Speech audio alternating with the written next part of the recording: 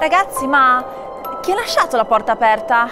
Ma fa un po' freddo o sbaglio? Un cavaliere che vada a chiudere? Ma la sentite questa musica? Sembra di stare in un film horror. Io non vado. Vero, se fossimo in un film horror saresti il primo a morire. Ah, se fossimo in un film horror io sarei la reginetta del ballo. Io, la sociale alternativa sospettata degli omicidi. Io la nerd sfigata che gnocchisce di colpo. Beh, io allora faccio il capitano della squadra di football. Io... Tu muori! Oh, ragazzi, guardate che non siamo in un film horror. No, infatti Brian, qua siamo a Crossover, Universo Nerd. È in arrivo un nuovo Halloween e non vedo l'ora di andare al cinema. A proposito di mostri, mentre tu sarai a guardare Halloween, io sarò a gustarmi Castlevania. E mentre voi vi divertite con Halloween e Castlevania, io farò altrettanto giocando a Soul Calibur 6. Come siete intellettuali, io invece preferisco affidarmi all'informazione del Rappo News. Insomma, ognuno il suo. E allora possiamo iniziare. Bentornati a Crossover, Universo Nerd. Let's go!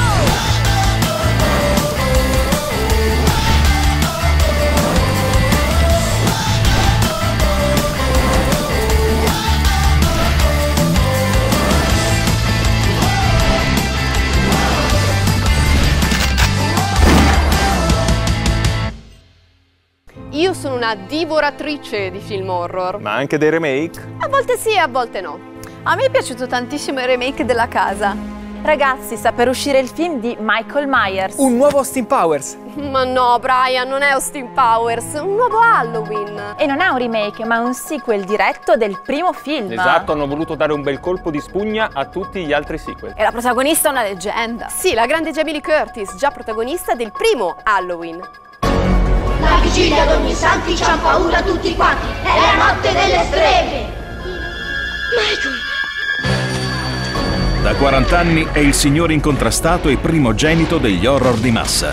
Un titolo insidiato solo da colleghi serial killer più giovani come Jason Voorhees e Freddy Krueger. Sei bravo a prenderle, ma non a darle! Stiamo parlando di Michael Myers, lo psicopatico di Haddonfield che il maestro John Carpenter ha scatenato nel 1978 con il capolavoro Halloween, la notte delle streghe, sdoganando lo slasher movie dalla serie B all'immaginario di massa. Ti si è spuntata la scimitarra. Non tutti sanno che la sua inquietante maschera di plastica biancastra è stata ricavata, modificandola, da quella del capitano Kirk di Star Trek, che Michael avrebbe voluto indossare secondo le indicazioni della prima stesura della sceneggiatura. La storia mi considera morto. Chi sono io per contraddire la storia? Lo abbiamo visto in scena già in 9 film, 7 della saga originale, più il reboot affidato al visionario Rob Zombie e al suo sequel. Non ti sto ascoltando? Ora tuta da meccanico, maschera, stivali neri e armi da taglio tornano sugli schermi per la 10ª volta grazie al poliedrico David Gordon Green, in una ripartenza decisamente sui generis. Il nuovo film è infatti un seguito diretto del capostipite, ambientato ai giorni nostri, che ignora qualsiasi altro capitolo o remake e riporta in scena Laurie Strode, ovvero la vecchia Jamie Lee Curtis, che con la nipote Karen, interpretata da Judy Greer, è nuovamente impegnata a difendersi da Michael, evaso di prigione e saturo di rancore dopo quella prima terribile notte di Halloween di 4 decadi prima. Ho pregato ogni notte che scappasse per poterlo uccidere. Oh, quindi ragazzi, Halloween, il nuovo Halloween sta arrivando, io personalmente non vedo l'ora, ma parliamo un attimino di film dell'orrore. Chi vuole iniziare a dirmi qual è il suo preferito? Davide! Silent Hill, t'ho fregato, pensavi dicessi so, perché mi dici no, ma non è un thriller. Cioè, no.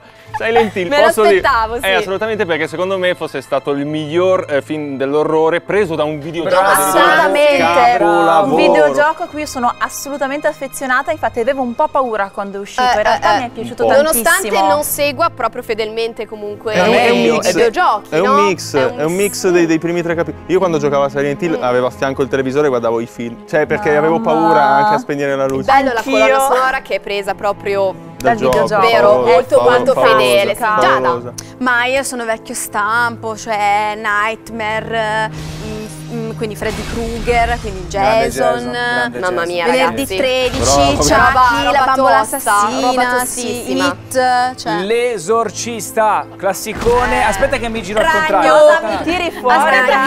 aspetta che vomito. No, Aspetta che vomito. Giada, no, Esatto. Giada, Però scusate, il contributo che più mi interessa è quello della mia Meriem, Ma perché, scusa? che è un Tesoro. pozzo di cultura e perché sai che c'ho i favoritismi. Allora io Quindi- vado un po' controcorrente e vorrei nominare un film che si chiama Babadook. Non vi spoilerò nulla, ma sappiate che c'è questa presenza molto inquietante che segue questo bambino e la madre fino alla loro casa e poi cerca di fare del Spoiler. male.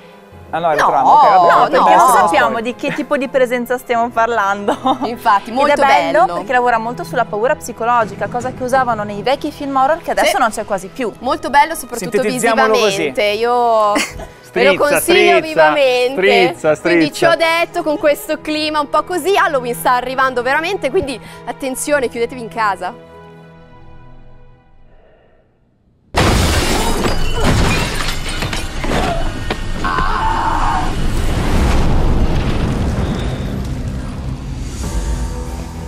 Ieri mi sono accorta di non avere gli ultimi 2 numeri di Nuyasha. Un manga recente, devo dire. È un classico, Brian, non l'hai mai letto? Ma certo, ma lo sai, preferisco gli hentai. Ah, non avevamo dubbi. Ma no, sto scherzando, volevo dire che gli anime, preferisco gli anime, ad esempio Castlevania. Mi è familiare. Beh, forse ti ricorderai il videogame. Ma ragazzi, per appassionati del genere questo è oro colato. Se poi si tratta di un bel prodotto, ancora meglio. Se non avete ancora visto la prima stagione, guardatela perché la seconda sta per arrivare. E Netflix scoprì il mondo dei videogiochi. Del resto non serviva chissà quale algoritmo per accorgersi che sono milioni gli utenti che accedono alla popolare piattaforma in streaming proprio dalle loro console. E così, mentre attendiamo curiosi nuove informazioni sulla serie dedicata a The Witcher, a breve potremo finalmente goderci la seconda stagione completa di Castlevania, l'anime ambientato nel gotico mondo dell'omonimo videogame Konami. Io sono Trevor Belmont e la morte non può farmi alcuna paura. È una seconda stagione molto attesa perché la prima, nonostante fosse scritta da un genio come Warren Ellis e realizzata davvero bene dal punto di vista tecnico, non è riuscita del tutto a soddisfare gli spettatori. Volevo soltanto far volare il bastone. Come va il dito? Quale dannatissimo dito? Effettivamente, dopo un episodio pilota promettente, il meglio lo riservava il gran finale, lasciando la parte centrale del progetto in balia di se stessa. Io non capisco di cosa tu stia parlando. Ripartire con le stesse premesse ma con una nuova consapevolezza narrativa potrebbe trasformare questa attesa nuova stagione nella trasposizione che tutti si aspettavano fin dal principio. Ora potrei squarciarti la gola. Potresti, però questo non mi impedirà di impalarti. Se vi piacciono i vampiri e gli eroi romantici, è quasi impossibile dirle no.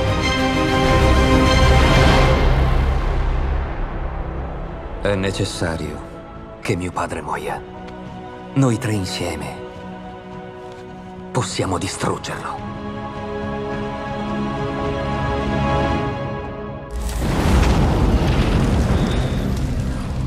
Ragazzi, vi piacciono i picchiaduro? Ah, non c'è niente di meglio per scaricare la tensione che giocare un po' a Street Fighter. Io adoro giocare coi personaggi maschili. Beh, se vi piacciono i picchiaduro, sta per uscire Soul Calibur 6. Lo aspetto da mesi. E io so che tu sei una combattente, vero? Certo, io adoro picchiare duro. Vorrei proprio vederti combattere. Detto fatto, vi sfido tutti a Soul Calibur 6. Bella idea. Ah, allora che facciamo? Battle Royale? Alla fine ne resterà soltanto uno. Che vinca il migliore. Dopo l'apprezzato ritorno di Tekken, Bandai Namco raddoppia con Soul Calibur 6, il picchiaduro all'arma bianca ambientato nel XVI secolo, che innova tornando alle origini, espandendo idee e meccaniche che risalgono al primo e al secondo episodio della serie. Il punto di forza di Soul Calibur 6 è l'attenzione rivolta alla fase difensiva, a cui è stata dedicata una nuova tecnica di combattimento chiamata Reversal Age.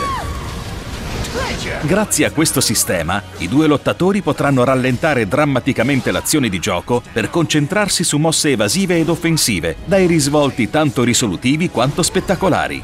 Il gioco include due diverse modalità storia, una semplice e piuttosto lineare e l'altra alquanto ghiotta.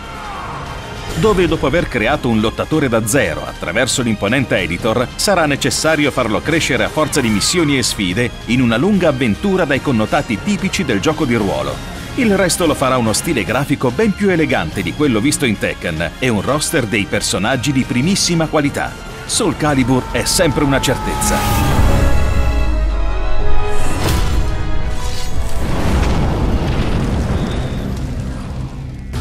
Ragazzi, chi ha il telecomando? Lo avranno nascosto come al solito. Ma che nascosto? Anche noi vogliamo guardare lo show. Certo, l'unica volta che Dave vuole guardare qualcosa di sensato, lo staccogliamo. Dai, dai, su ragazzi, calmi, passate popcorn che sta per iniziare lo show.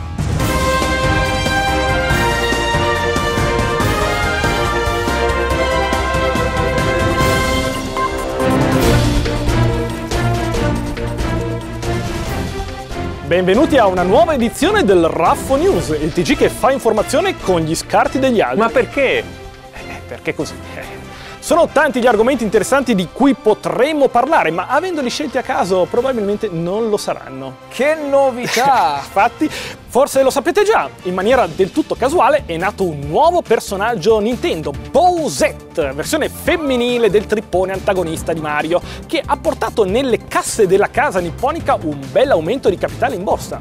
Ma non è certo il primo caso in cui un personaggio orrendo diventa realtà, o quasi. Basta vedere questi pittoreschi figuri all'opera. Ma cos'è quella roba lì? Ma dai!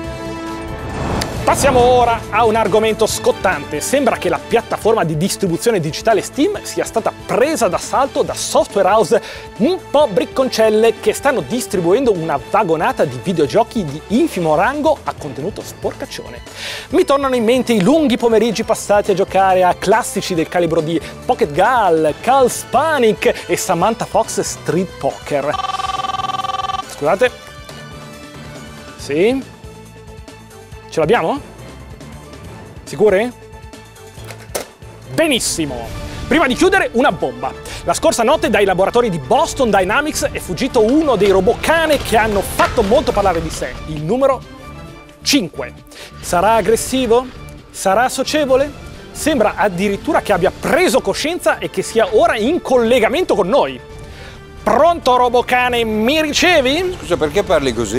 Che carino! Cucciolo! Ma si vede che è una persona! Ma robocane, sembri un po' meno robot e un po' più cane del previsto, ma per caso hai cambiato qualcosa? Sì, l'alimentazione, mi sono evoluto. Ah, bello, e adesso vai tipo a energia solare? No, a rum e donnacce. Ma dai, ma che cialtroni, ma basta! Eccolo, prendetelo! Berta! E con questa rivelazione clamorosa vi saluto e alla prossima!